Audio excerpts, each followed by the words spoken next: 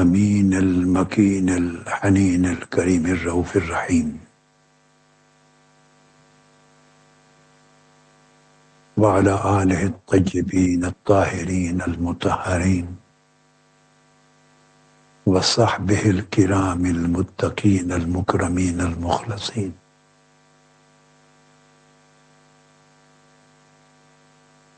وعلينا معهم أجمعين. أما بعد، أعوذ بالله من الشيطان الرجيم. بسم الله الرحمن الرحيم.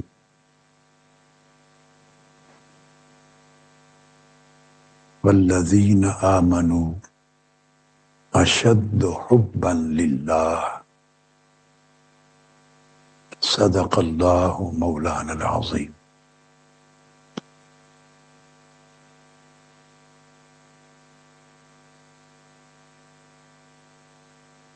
محترم مشائخ اعظام،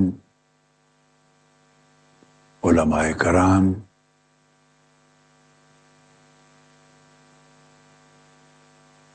مہمانان گرامی قدر،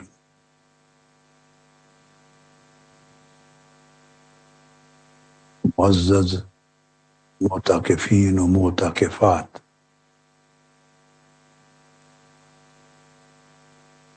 اور ملینز کی تعداد میں کرۂ ارضی پر شرق تا غرب اعتکاف مسنونہ کے ان 10 راتوں میں اس مجلس کے ساتھ جڑے ہوئے جملہ سامعین و سامعات اور ناظرین و ناظرات، بار دیگر السلام علیکم ورحمۃ اللہ وبرکاتہ۔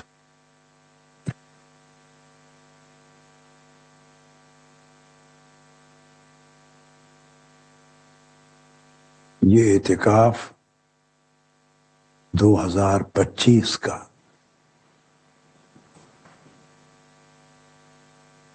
معنون ہے عشق الہی اور لذت توحید سے۔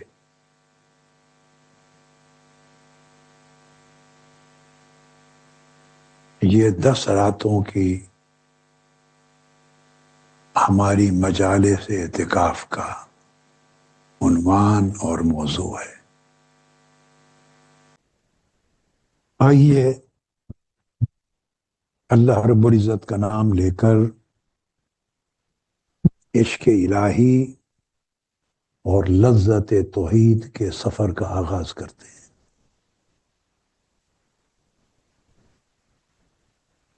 آپ سے پوچھ رہا ہوں، اسٹریٹ اوے چاہتے ہیں آپ کو پہاڑوں اور صحراؤں میں لے چلوں؟ بولیے، ہاتھ اٹھا کے بولیے۔ اور میں نے جو سب سے پہلے جو صحرا منتخب کیا ہے اور جو پہاڑ منتخب کیے ہیں، جہاں لے جانا چاہتا ہوں، وہ مدینہ پاک اور مکہ معظمہ کے درمیان کے صحرا اور پہاڑ ہیں۔ مدینہ طیبہ سے نکلو اور جو قدیم راستہ تھا ہجرت مدینہ کا، اس پہ چلیں تو جو صحرا اور پہاڑ آتے ہیں جلے ہوئے۔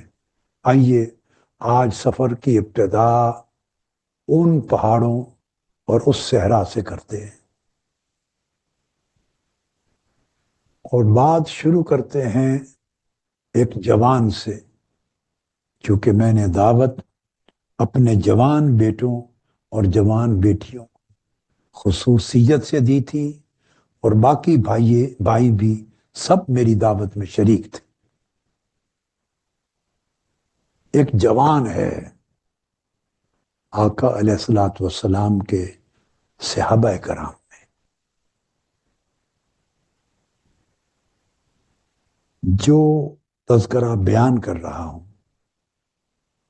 اس کو روایت کیا ہے، آواز بیٹے اونچی کر دیں، امام ابو نعیم الاصبہانی نے معرفت الصحابہ کے اندر، اور امام ابن الاثیر نے اسد الغابہ میں، اور امام ابن قدامہ نے کتاب التوابین میں،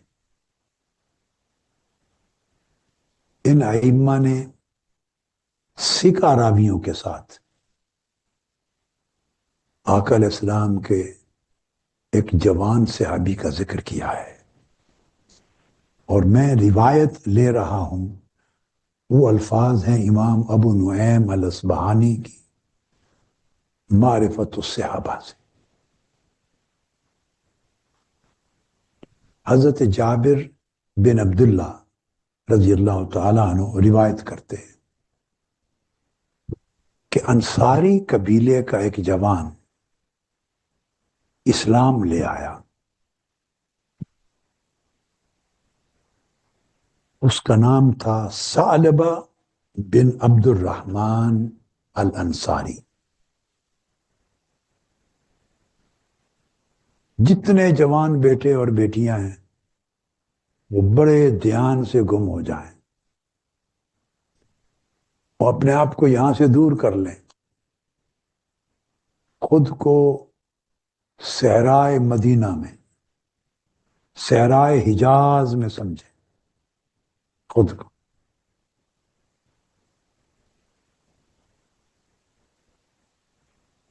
اس نے اسلام قبول کیا، ان کو آگے سے ہٹا دیں۔ وہ آقا علیہ السلام کی خدمت میں رہتا تھا، اور کبھی کبھی ضرورت پڑتی تو آقا علیہ السلام کے موزے بھی سیتا تھا۔ جوان ہمہ وقت حضور علیہ السلام کی خدمت میں رہنے والا۔ ایک روز حضور نبی اکرم صلی اللہ علیہ وآلہ وسلم نے ثعلبہ بن عبد الرحمن کو کسی کام سے بھیجا۔ وہ جا رہا تھا تو رستے میں جیسے آبادی ہوتی ہے، گھر ہوتے ہیں، اس کی نظر ایک نامناسب جگہ پہ پڑ گئی جہاں نہیں پڑنی چاہیے تھی۔ جب اس کی نظر پڑی تو وہ خوف اور شرم کے مارے چیخ اٹھا کہ مجھ سے کیا ہو گیا۔ اس کا ذہن اس طرف گیا کہ اگر آقا علیہ السلام کو خبر ہو گئی، اسے معلوم تھا کہ چھوٹی چھوٹی بات پر بھی آقا علیہ السلام کے پاس وحی آ جاتی ہے اور آپ باخبر ہو جاتے ہیں۔ اس نے کہا اگر آقا علیہ السلام کو خبر ہو گئی تو میرا حال کیا ہوگا۔ بس وہ چیختا ہوا، روتا ہوا شہر مدینہ چھوڑ کر قریبی صحرا میں بھاگ گیا، اور وہاں جا کے پہاڑوں میں چھپ گیا اور دھاڑے مار کے رونے لگا۔ ہر وقت چیخ و پکار کرتا ان پہاڑوں میں، صحراؤں میں، اور چیخ و پکار کرتے اور روتے دھوتے اسے 40 روز گزر گئے، پلٹ کے واپس نہیں آیا۔ 40 روز۔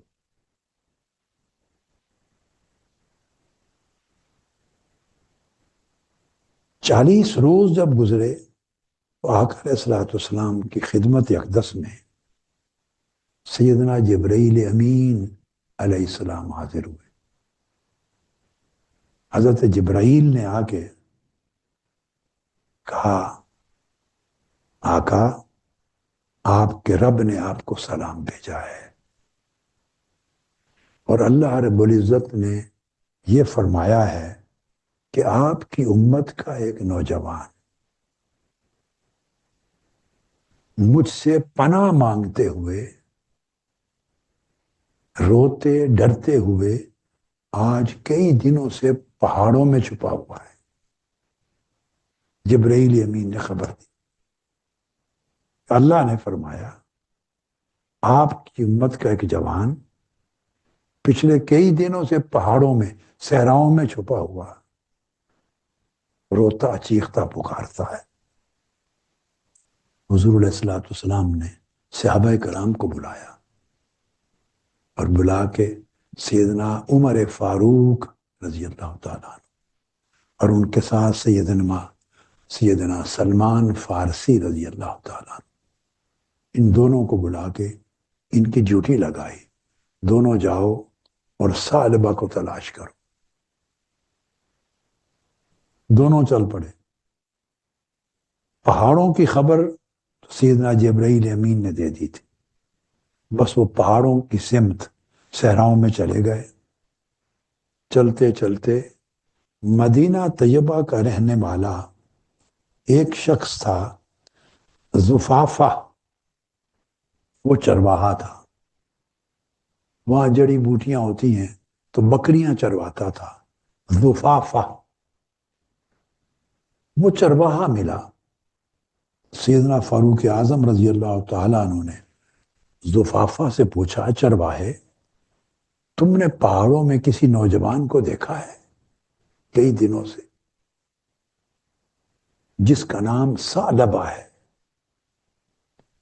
زفافہ نے جواب دیا، شاید اے حضرت عمر اور سلمان فارسی، کہیں آپ اس نوجوان کا تو نہیں پوچھ رہے جو جہنم سے بھاگ کے ڈر کے جہنم کے ڈر سے بھاگا ہوا ہے؟ یہ اس چرواہے نے جواب دیا، کہیں آپ اس نوجوان کا تو نہیں پوچھ رہے جو جہنم کے ڈر سے بھاگا ہوا ہے؟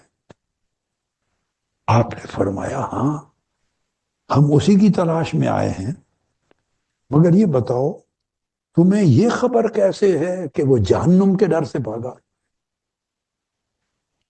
اس نے کہا، مجھے اتنا علم ہے، میں 40 راتوں سے دیکھ رہا ہوں. 40 راتوں سے جب رات ہوتی ہے تو ایک نوجوان نکلتا ہے پہاڑ کی غاروں سے، سر پہ ہاتھ رکھتا ہے اور زاروں قطار چیختا ہے.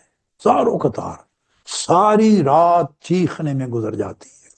درد بھری آہیں لیتا اور چیختا ہے اور کہتا ہے، میرے رب کاش تو نے میری روح کو قبض کر لیا ہوتا اور میری روح کو روحوں سے ملا دیا ہوتا. کاش تو نے میرے جسم پہ موت طاری کر دی ہوتی اور مجھے مردوں میں شامل کر دیا ہوتا. میں روز قیامت کون سا چہرہ لے کر تیرے حضور پیش ہوگا. بس وہ 3 جملے بولتا ہے. یہ جملے ساری رات بولتا رہتا ہے، چیختا ہے، ڈرتا ہے، روتا ہے. اتنا معلوم. سیدنا فاروق اعظم نے فرمایا، زفافہ ہاں وہی ثعلبہ ہے، ہمیں اسی کی تلاش، لے چلو. اس نے کہا، انتظار کریں. آدھی رات کے قریب نکلتا ہے، جو ہی آئے گا میں پہنچا دوں گا اس کے پاس. حضرت جابر بن عبداللہ بیان کرتے ہیں، ان کو سیدنا عمر فاروق اور سیدنا سلمان فارسی نے بتایا. میں کہ اس طرف آدھی رات ہوئی، اسی طرح ثعلبہ بن عبد الرحمن نکلا، چیخا، رویا، تڑپا، اللہ کو پکارا. اس کی آواز سن کر زفافہ نامی چرواہا ہم دونوں کو اس کے پاس لے گیا.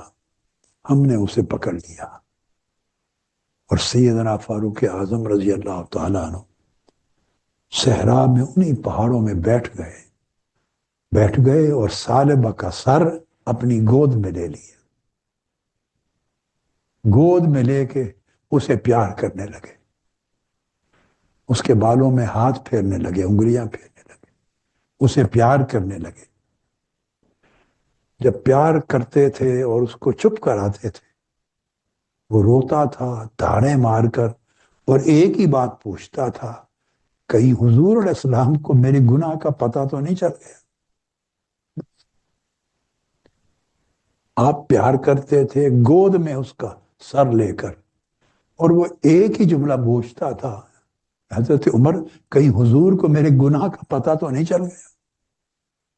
سیدنا فاروق اعظم رضی اللہ تعالیٰ عنہ نے فرمایا مجھے اس امر کا تو علم نہیں ہے، البتہ اتنا کچھ معلوم ہے کہ آج 40 دن سے تم غائب تھے، حضور علیہ السلام نے آپ کا تمہارا ذکر کیا کہ ثعلبہ 40 دن سے غائب ہے، اور ہم دونوں کی ڈیوٹی لگائی ہے کہ جاؤ اسے تلاش کر کے میرے پاس لے آؤ۔ وہ آپ ان کے ساتھ چل پڑا۔ اس نے کہا مجھ سے ایک وعدہ کرو کہ آقا علیہ السلام کی بارگاہ میں مجھے اس وقت پیش کرنا جب آپ نماز پڑھا رہے ہو، تاکہ میں چھپ کر صفوں میں شامل ہو جاؤں، مجھے آتے ہوئے سیدھا دیکھ نہ سکے۔ حالت نماز میں انہوں نے فرمایا ایسے ہی کیا، ایسے ہی کریں گے۔ مسجد نبوی میں لے کے حاضر ہوئے، نماز کا وقت تھا، آقا علیہ الصلوۃ والسلام نماز شروع کرا چکے تھے۔ وہ ایک سائیڈ پہ چھپ کے ایک صف میں شامل ہو گیا، ثعلبہ۔ آقا علیہ السلام کی قرات ہوئی، جو ہی حضور علیہ السلام کی قرات تلاوت قرآن کی آواز ثعلبہ بن عبد الرحمن کے کان میں پڑی، وہ وہیں بے ہوش ہو کر گر پڑا، خشکی کھا کر گر پڑا۔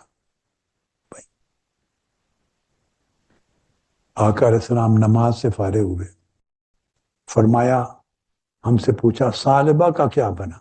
اسکرین بند ہو گئی۔ جاری رکھو۔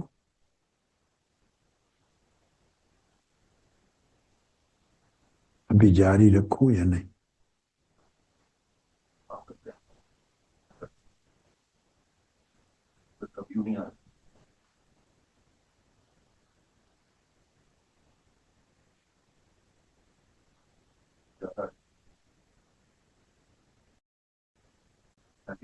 آواز بھی جا رہی ہے، ان کو ٹھیک کریں۔ تو جو ہی آقا علیہ الصلوۃ والسلام نماز سے فارغ ہوئے تو آپ نے پوچھا ثعلبہ کا کیا بنا؟ سیدنا فاروق اعظم اور سلمان فارسی رضی اللہ تعالیٰ عنہ حاضر ہوئے اور عرض کیا یا رسول اللہ، ثعلبہ حاضر خدمت ہے، یہ ثعلبہ ہے۔ جب آقا علیہ السلام نے دیکھا تو ثعلبہ تو بے ہوش ہو کر زمین پر گر پڑا تھا، وہ حالت خشی میں تھا۔ آقا علیہ السلام اس کے پاس تشریف لے گئے، اس کو جا کے ہلایا میرے آقا علیہ السلام نے، تو آقا علیہ السلام کے دست اقدس مس ہوئے تو ثعلبہ ہوش میں آ گیا۔ جب ہوش میں آیا تو آقا علیہ السلام نے پوچھا ثعلبہ تم اتنے دن کہاں رہے؟ 40 دن مجھ سے غائب کیوں رہے؟ ثعلبہ نے جواب دیا یا رسول اللہ، اپنے گناہ کی وجہ سے، گناہ کی وجہ سے۔ وہ اب یاد رکھ لے، میں نے شروع میں بتایا تھا اس کی نگاہ ایک غلط جگہ پڑ گئی تھی، بس اتنا گناہ تھا۔ آج کے حضور ایک گناہ کی وجہ سے آپ کا سامنا نہیں کر سکتا تھا۔ آقا علیہ السلام نے فرمایا ثعلبہ کیا تمہیں میں قرآن مجید کی ایک ایسی آیت نہ سناؤں کہ وہ آیت پڑھو تو تمہارے سارے گناہ معاف ہو جائیں، کوئی گناہ نہ بچے۔ عرض کیا جی یا رسول اللہ، فرمائیے۔ آپ نے آیت کریمہ پڑھی اعوذ باللہ من الشیطان الرجیم، فرمایا تم یہ پڑھو ربنا آتنا فی الدنیا حسنہ وفی الآخرۃ حسنہ وقنا عذاب النار، سورہ بقرہ کی آیت۔ اے میرے مولا مجھے دنیا کی نیکیاں اور اچھائیاں بھی عطا فرما دے، اور ہمیں آخرت کی نیکیاں اور اچھائیاں بھی عطا فرما دے، وقنا عذاب النار، اور ہمیں دوزخ یعنی جہنم کی آگ سے نجات عطا فرما دے۔ جب یہ آیت پڑھی تو ثعلبہ بن عبد الرحمن تڑپ اٹھا، عرض کیا یا رسول اللہ میرا گناہ اس سے بھی بہت بڑا ہے،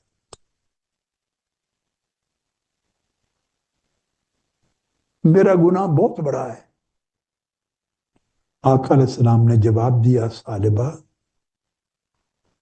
تمہارے گناہ سے اللہ کا فرمان بڑا ہے، اللہ کا فرمان سب سے بڑا ہے،